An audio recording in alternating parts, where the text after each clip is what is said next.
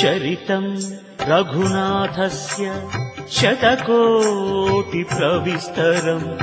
एकैकमक्षरं प्रोक्तं महापातकनाशनम् ध्यात्वा नीलोत्पलश्यामं रामं राजीवलोचनम् जानकी लक्ष्मणोपेतं जटामकुटमण्डितम् सासितूणधनुर्बाणपाणिं रक्तं चरान्तकम् स्वलीलया जगत्त्रातुम् आविर्भूतमजं विभुम् राम रक्षां पठेत् प्राज्ञः पापघ्नि सर्वकामदाम् शिरो मे राघवः पातु बालं दशरथात्मजः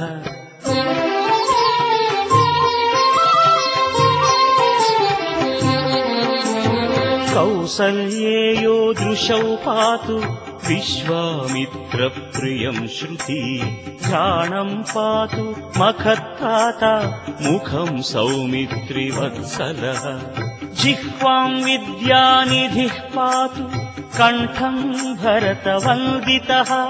स्कन्दौ दिव्यायुधः पातु भुजौ भग्नेशकार्मुकः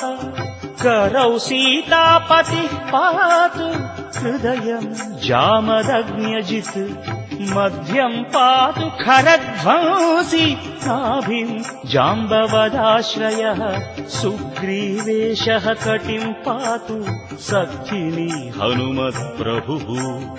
ऊरू रघुत्तमः पातु रक्षः कुलविनाशकृत्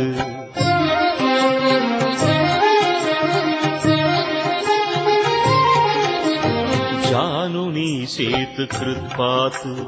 जङ्घे दशमुखान्तकः पादौ विभीषणश्रीदः पातु रामोऽखिलं वपुः एतां रामबलोपेतां रक्षां यः सुकृती पठेत् सचिरायुः सुखी पुत्री विजयी विनयी भवेत् पाताल भूतल व्योमचारिणः छद्मचारिणः न द्रष्टुमपि शक्तास्ते रक्षितं रामनामभिः रामेति रामभद्रेति रामचन्द्रेति वा स्मरन् नरो न लिप्यते पापैः भुक्तिं मुक्तिं च विन्दति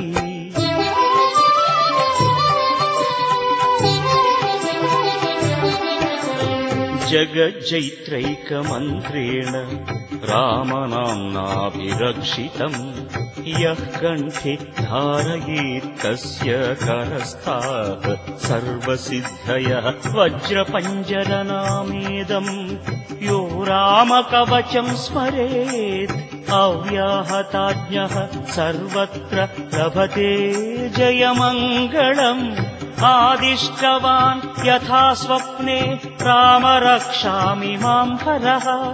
तथा लिखितवान् प्रातः प्रबुद्धो बुधकौशिकः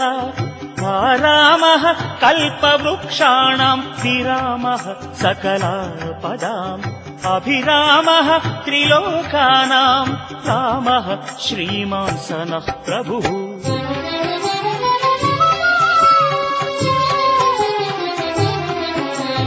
तरुणौ रूपसम्पन्नौ सुकुमारौ महाबलौ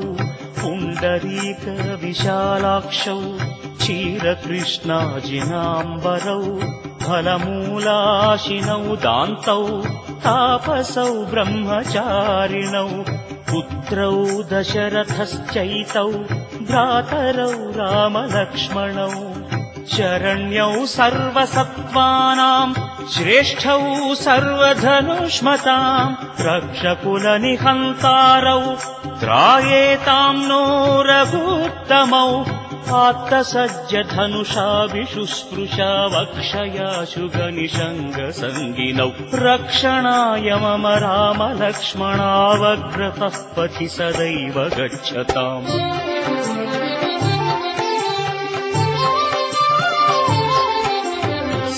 सन्नद्धः कवची खड्गी चापबाणधरो युवा गच्छन्मनोरथन्नश्च रामः पातु स लक्ष्मणः रामो दाशरथिः शूरो लक्ष्मणानुचरो बली काकुत्स्थः पुरुषः पूर्णः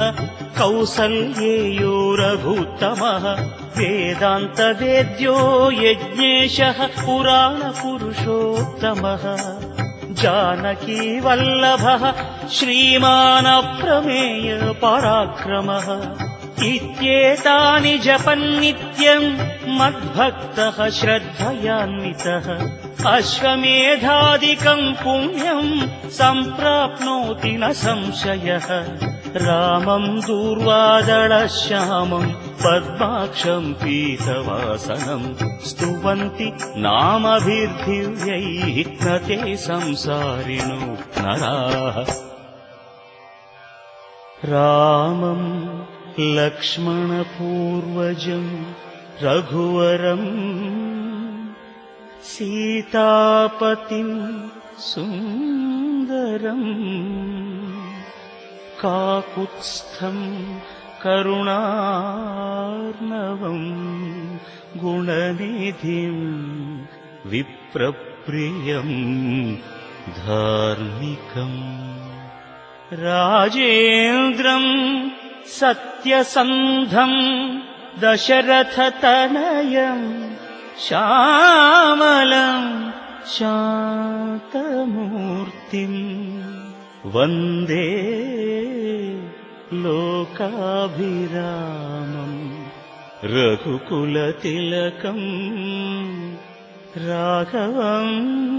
रावणारिम्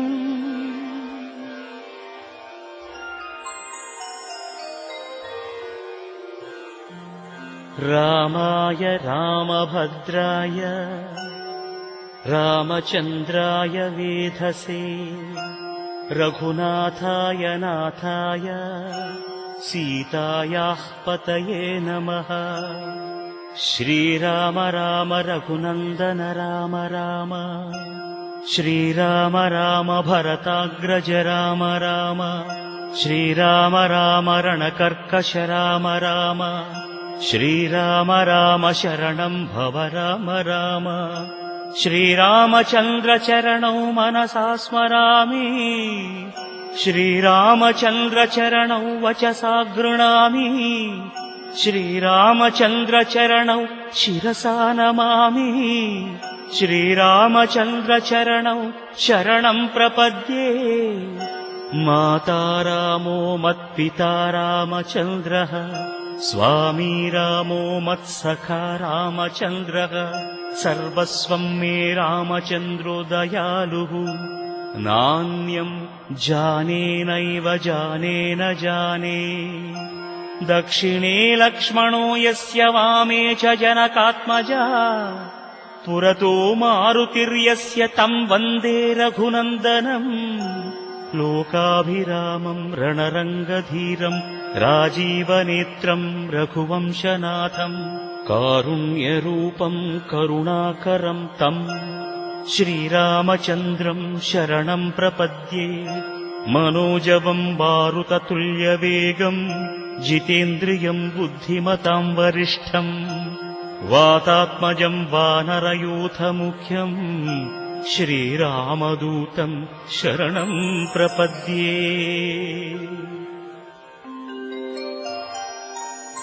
कूजन्तम् राम रामेति मधुरम् मधुराक्षरम्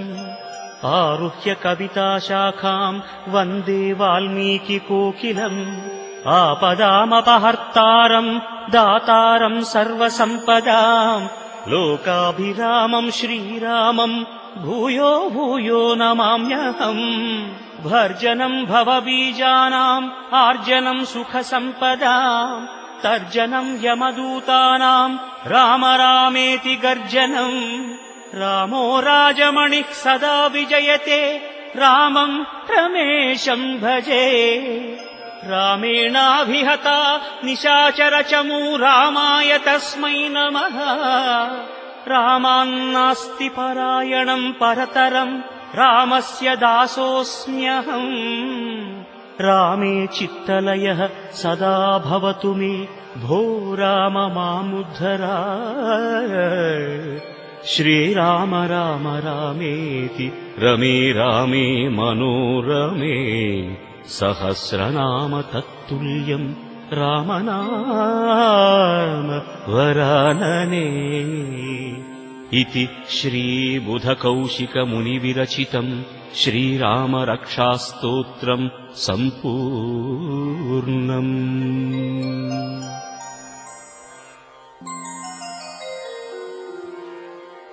ओ अस्य श्रीरामरक्षास्तोत्रमन्त्रस्य बुधकौशिक ऋषिः श्रीसीतारामचन्द्रो देवता अनुष्टुप् सीताशक्तिः श्रीमान् हनुमान् कीलकम् श्रीरामचन्द्रप्रीत्यर्थे रामरक्षास्तोत्रजपे विनियोगः। ध्यानम् ध्यायेदाजानुबाहुम् धृतशरधनुषम् बद्धपद्मासनस्थम् पीतम् वासोवसानम् नवकमलदलस्पर्धिनेत्रम् प्रसन्नम् वामाङ्कारूढसीतमुखकमलमिळल्लोचनम् नीरदाभम् नानालङ्कारदीप्तम् दधतमुरुजटामण्डलम् रामचन्द्रम्।